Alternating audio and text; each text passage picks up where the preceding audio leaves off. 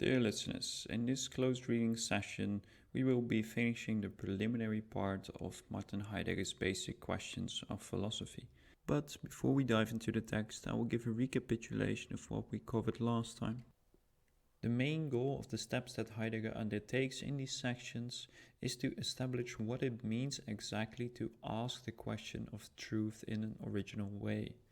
The first step that Heidegger undertakes in section 6 is to ask what exactly the traditional understanding of truth is that has been present within the Western tradition of philosophy. In this section, Heidegger concludes that truth is understood as the correctness of an assertion based on the correspondence of the propositional content to the world, and he sees this in Greek thought expressed as homoiosis, in medieval thought expressed as adequatio, and in modern thought it is found in the idea of certainty. Even though the idea of truth has been expressed differently throughout the ages, what is common to all is that it is about the correspondence of an internal mental representation with an external world that the representation is about. And this is the starting point for Heidegger's attempt to raise the question of truth as a basic question. In the next section, section 7, Heidegger makes an interesting argument by which he tries to show that even though the traditional understanding of truth hasn't been unilaterally accepted by every philosopher within the Western tradition, the rejection did not reach the essential basis of the question of truth. Heidegger's argument here is that realism and idealism both are only positions regarding the reach of our representations, regarding the question whether our representations reach the world in itself or are merely ideal mental states that have no bearing on reality whatsoever. And so neither position asks the more fundamental question regarding the grounds of truth. What is a representation? How can the present be present at all so that we can make assertions about it? These questions must be answered before the whole debate on whether our representations reach the external world or not can be asked. Heidegger takes the unquestionedness of this basic level of truth as the directive for his lecture course, and in sections 7 and 8 he discusses this idea of openness in more detail. The general idea is, and this is something that he already discusses as early as Sigmund Sight, that man's capability of making assertions about the world requires an openness in which man stands and in which the objects that the assertions are about show themselves. At the end of section 8, Heidegger expresses this quite clearly when he writes, "Correctness of representation is only possible if it can establish itself in this openness which supports it and vaults over it." So, in order for man to express an assertion like "the stone is hard," man must stand in a world in which the stone shows itself before the assertion can be made. And in the remainder of the lecture course, Heidegger is going to show that this essential level is missed in the Western tradition, but that somehow the Greeks already had this in view, and that if you look very closely to Greek thought, we can see that they already had a grasp of this essential idea of openness. But this is something we will discuss as the time comes. In the remainder of the preliminary chapter, Heidegger is going to discuss the relation between truth and man, and what kind of relation we must have to the question of truth to be able to ask it in an original way. With the recap from last time out of the way, I will start reading section 9 now. 9. The conception of truth as the essence of man, the basic question of truth. Section A. The determination of the essence of truth as connected to the determination of the essence of man. We might marvel that up to now the ground of correctness has never been seriously put into question, but this omission proves to be less peculiar if we consider that the relation of man to beings, understood from time immemorial as immediate representing and perceiving, seems to be the most ordinary aspect of human experience and therefore the most obvious. The domination of the relation of man to beings soon became so insistent that even the very essence of man was determined in reference to it. For what is the meaning of the ancient and still currently valid definition of the essence of man, animal rationale, zoon, logon, egon? This determination is translated, that means interpreted, as follows. Man is the rational living being. Man is an animal, but one endowed with reason. What does reason, ratio, nous, mean? If we think metaphysically, as is necessary here, and not psychologically, then reason means the immediate perception of beings. The familiar definition of man now has an altogether different ring. Man, the being that perceives beings. Here we touch upon an important, though still unclear, connection. The familiarity of the conception of truth as correctness is as old as the familiarity of that definition of the essence of man, and consequently the determination of the essence of truth depends on what happens to be the determination of the essence of man. Or, should we not maintain the reverse, that the conception of the essence of man depends on the way truth is understood at any particular time? Up to here, the first subsection of section 9.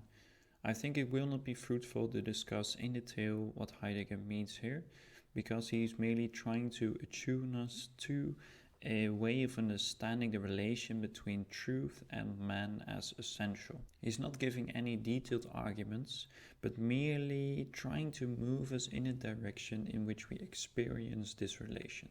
So, to understand the scope of this subsection, I think we must merely stress that the idea of the animal rationale and the zoon, logon, egon is essentially connected with the idea that man is an animal that represents the world with reason, and that the whole discussion of truth is also essentially related to our access to the world, which has always been understood through our capability to represent the world and to draw logical conclusions from that. To give another example as background, we also see that in Western history, man was understood differently from time to time. So if we understand ourselves as creatures made by God, then our way of relating to the world and what truth is also intimately connected with that. Namely, truth is revelation, and our way of relating to the world is our access to or openness to God's will, and through that, truth is revealed to us. And what we find here is an interesting relation between our understanding of truth and ourselves. If we are beings created by God, then truth is essentially different from when we are rational animals and access the world through our representations and with the help of reason determine what is true and not. In short, Heidegger wants to help us see that there seems to be a reciprocal relation between our understanding of truth and the understanding of ourselves. With that, I'm going to go on with subsection B of section 9. B. The question of the ground and the possibility of all correctness as the basic question of truth.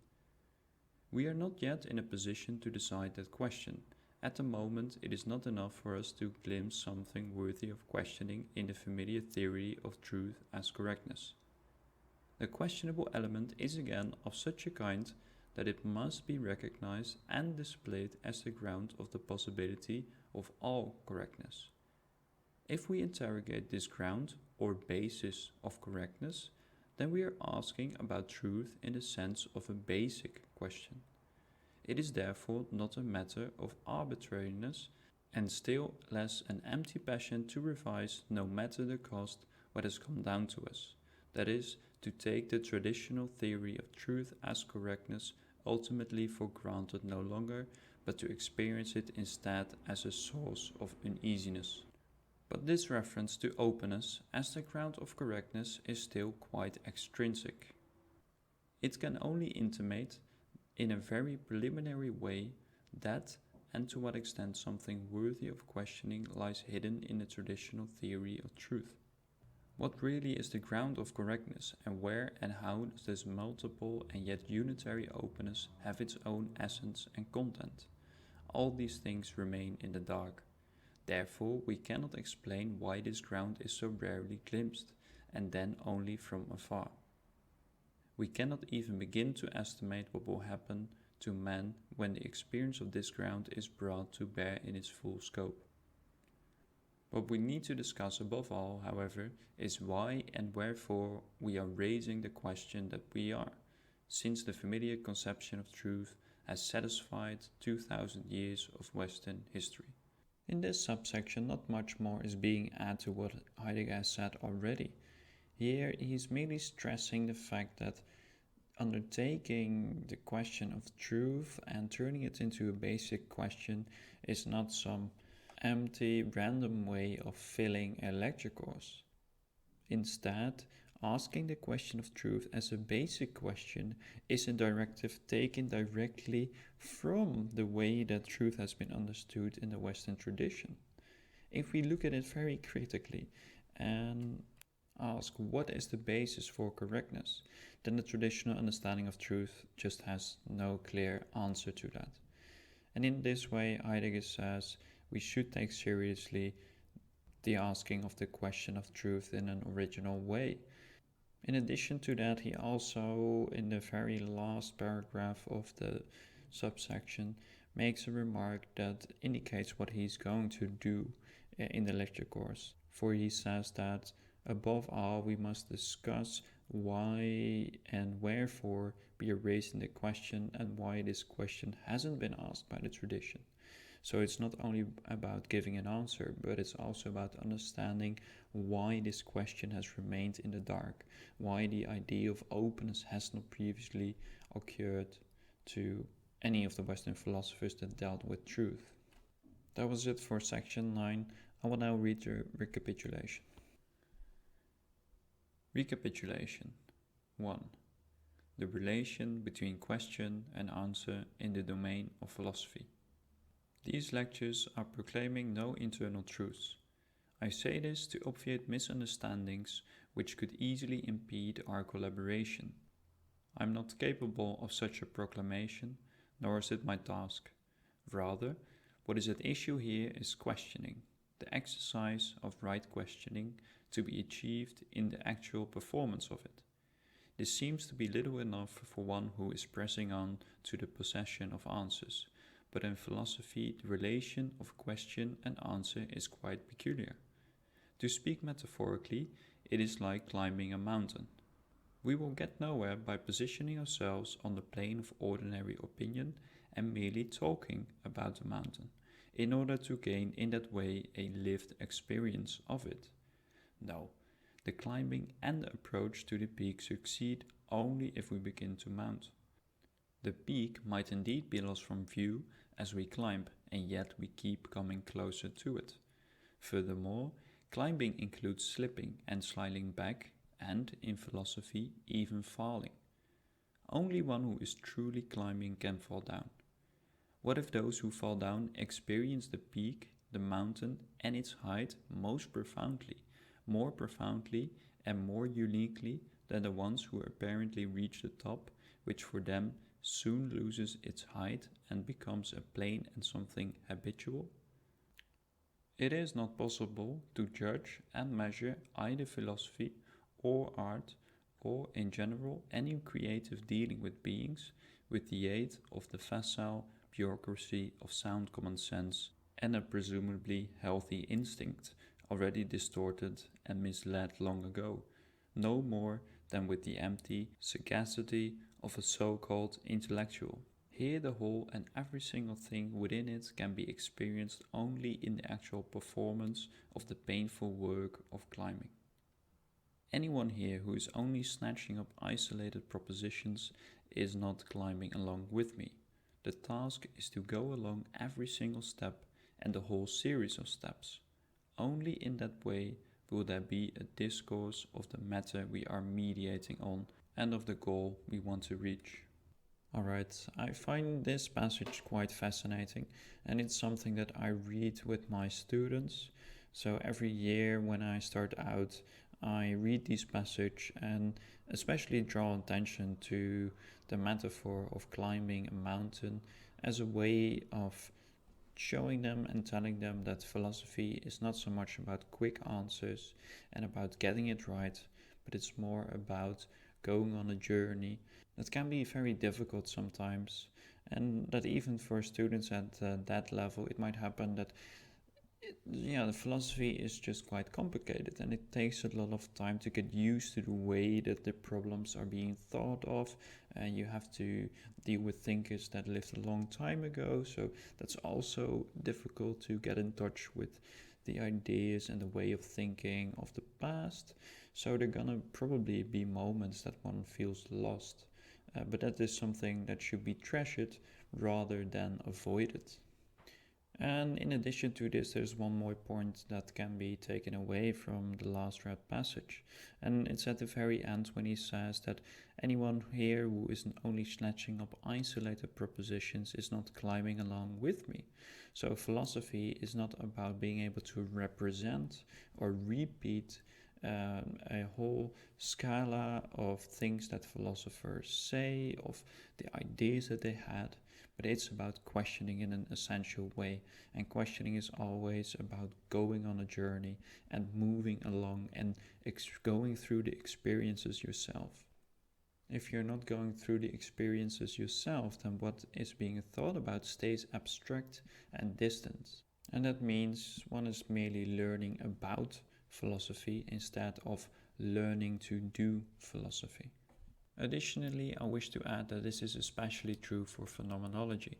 So, phenomenology as the philosophical methodology of trying to answer philosophical questions by solely relying on immediate experience and our relation to the world that is expressed in our experience, then we can only truly understand the arguments that are being made if we go through the same experience ourselves. And this is something that we should keep in mind as we go on through the lectures. With that, I will continue with reading the recapitulation. 2. The customary determination of truth as correctness of representation and the fourfold unitary openness as the question-worthy ground of the possibility of the correctness of representation. We are asking the question of truth. The customary determination of truth runs: truth is the correctness of a representation, the correspondence of an assertion, a proposition, with a thing. Although in the course of the history of Western thinking, various opinions about knowledge and representation have arisen and have again and again debated each other and intermingled with each other, yet the same conception of truth as correctness of representation remains the standard. The two main theories of knowledge and representation, idealism and realism, are not distinct with regard to their conception of truth. They are alike in taking truth to be a determination of a representation, of an assertion. They are distinct only with regard to their view about the reach of the representing. Either the representation attains the things themselves, the res, the realia, realism, or the representation always remains related merely to the represented as such, perceptum, idea, idealism. Thus, in spite of the apparent differences of logical and epistemological standpoints, there is an overarching and rooting agreement over what truth is, namely correctness of representing.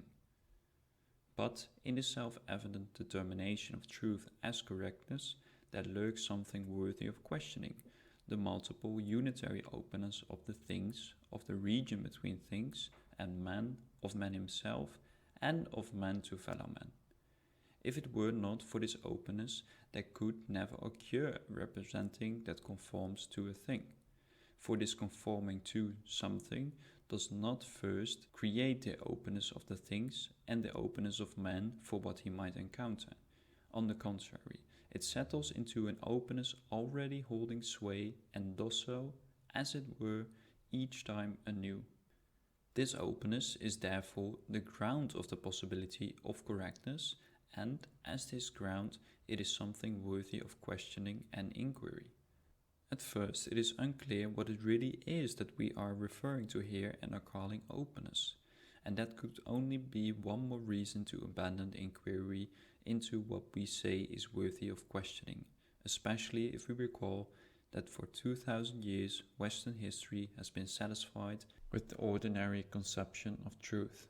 Alright, with everything that I've said so far, I don't think there's much to add that will help us understand the past section, because I think it should all be quite clear from everything that we've discussed. Here, Heidegger again stresses that while the debate between realism and idealism is concerned with reaching a correct understanding of the range or the reach of our representational capacity, the debate never turned to the question how man is able to represent the world in the first place. And to stress this, Heidegger says, for instance, thus, in spite of the apparent differences of the logical and epistemological standpoints, there is an overarching and ruling agreement over what truth is, namely the correctness of representing. Heidegger repeats here that the fact that the determination of truth as the correctness of an assertion has been unquestioned throughout Western history is a directive that should point us to doing this questioning, and therefore to ask ourselves, what is the basis of correctness? What is the basis of representing? And Heidegger believes if we ask this question in a neutral way, we will arrive at something which he, at this point in his lecture, calls openness. At this point in his lecture, he does not defend this claim or he does not explain it in detail. It is merely a preliminary way of showing us or giving us some clue of where our journey is going. Continuing on with section C. C. The question of truth as the most questionable of our previous history and the most worthy of questioning of our future history. At this hour in the history of the world, we can and must ask whether Occident has finally arrived with its conception of truth. Where do we stand today? What and where is truth? In spite of everything correct, have we lost the truth? Has the West not fallen into a situation where all goals are dubious and where all bustle and bother merely aim at finding a means of escape?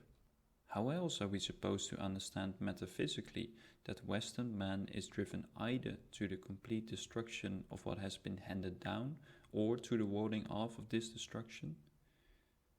These means of escape are not decisions. Extreme decisions require the positioning of goals that transcend all usefulness and every purpose and therefore are alone powerful enough to instigate a new creating and founding. Decisions, as such positioning of goals, especially in the situation we sketched, need the grounding of the soil of the installation of the perspective with regard to which and in which they are supposed to be made. Are we, and for that decision this is most decisive, are we willingly and knowingly only at what lies closest, that is, at the preparation for this decision? Alright, these paragraphs are very, very difficult to understand without a lot of background on what Heidegger thinks that is a crisis of our culture, a crisis of our being out of touch with who we essentially are as human beings, and the way that that is related to the question of truth. To give you some background that might help in understanding this difficult passage, I will explain two things. First, what he means with the idea of the complete destruction of what has been handed down, and secondly, what he means when he says that extreme decisions require the positing of goals that transcend all usefulness and every purpose. In order to give some background that might help in understanding what Heidegger means when he says that Western man is driven to the complete destruction of what has been handed down, I will read a passage from Contributions to Philosophy. In section 274, named Beings and Calculation, Heidegger writes, "The moment planning and calculation become gigantic, beings as a whole start to shrink.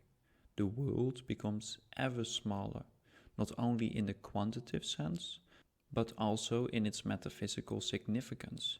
Beings as beings, that is, as objects, are ultimately so dissolved into their controllability that the character of beings with respect to being disappear, so to speak, and the abandonment of beings by being is consummated. What this passage helps us to experience is that once we are only able to experience and understand beings as something controllable, something that can be made more efficient, as something that is related to each other, representable only as an object with properties, then we lose a very large dimension of meaningful experiences that were present in the past.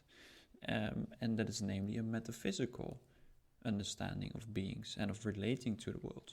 So, Heidegger sees that Western man is driven to deny or to destroy this dimension of experience that was handed down in a tradition and traded in or have eyes for the world as a conglomeration of representable objects with properties.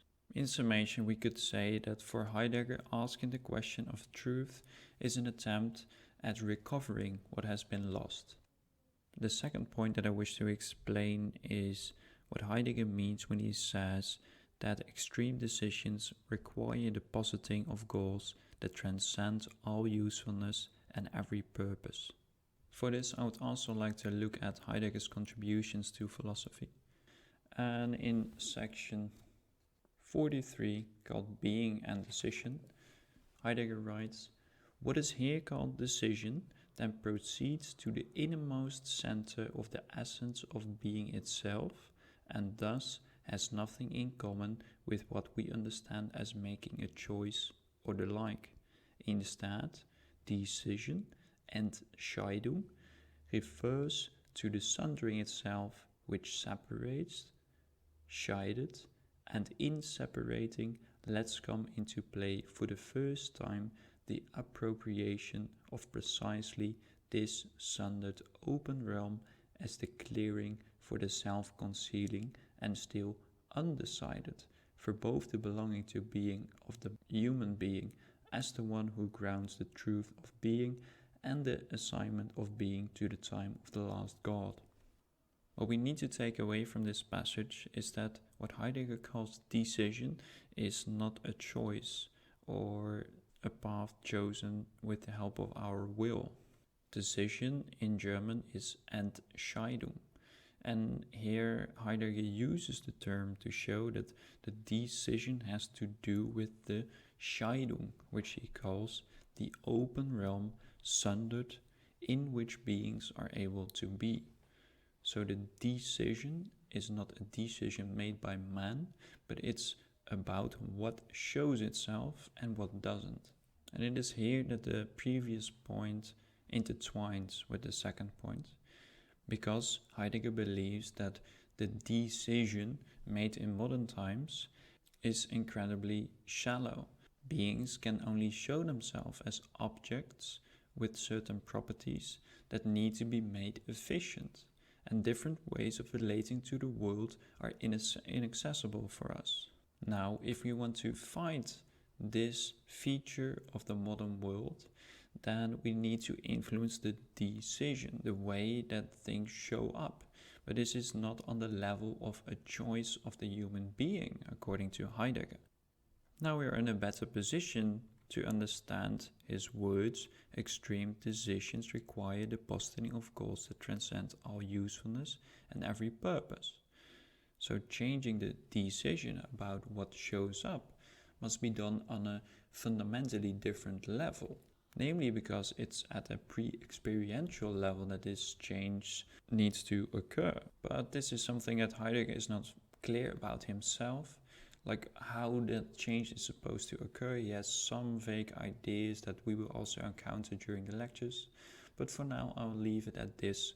We can at least see which way he's going. So he sees there's a problem, namely where we have a very shallow understanding of the world. We can only relate to the world in a very narrow and specific manner, and we need to change that because our world is not as full of meaning as it used to be. and we need to change it not by changing our decisions, not through our will, but on another level. Alright, with that I'm gonna continue with the last section for this closed reading session. In the light of this task, is the questioning of truth only a problem of logic, or is it the question of truth as the most questionable one of our past history and the most worthy of questioning of our future history? For everyone who has eyes to see, and especially for everyone who has torn himself from the indolence of an uncreative adherence to the past, for example, Christianity, and from the presumption to possess the remedy, for everyone who does not want to go back but to go forward, not towards progress but into the concealed future, for such ones the task is decided. It requires reflection as the first and the most constant and the ultimate. With the question of truth raised as it were in an academic lecture, we shall attempt to take some steps in such reflection. Now, since the most preliminary questioning about truth has been confused long ago, thrown off the track and deprived of direction, we must reflect first of all on what is foundational with regard to the question of truth. That concludes the preliminary part of Heidegger's basic questions of philosophy. To round off, I would like to discuss one more thing, and it has to do with the English translation of the German word Besinnung. In the part I just read, it is translated as reflection, but this is very misleading. The reason for this is that reflection usually means standing back, standing outside a situation and abstractly grasp that which one wishes to understand. The bottom line is that reflection is usually understood as something external. In contrast, by using the word Besinnung, Heidegger wishes to stress that it has to do with standing open for the meaning. So Sinn is meaning in German, and Besinnung has to do with reaching the meaningful dimension of that which is being asked about. To use my own terms, I think we should understand Besinnung as internal repetition. That is not standing outside the world, but going back in it, repeating the experience of the world, and in that way trying to uncover hidden structures that make possible the experience that we are reliving. This is a way of expressing the phenomenological ideal of solely taking our experience and our relation to the world as the basis for asking philosophical questions. Okay, so that is it for the preliminary part of Heidegger's basic questions. I hope that the background and the discussion that I presented alongside the reading of the passages helps you understand the passages better and that I might be of service in the future. As I said during the end of the previous video, I might change up the format so that I do not read every single line, but just pick out interesting or crucial lines in order to discuss it from there. But I will just have to see how it goes and what I feel like. All in all, I'm really enjoying myself making these close reading videos, so I hope that you do as well. Stay well and see you soon.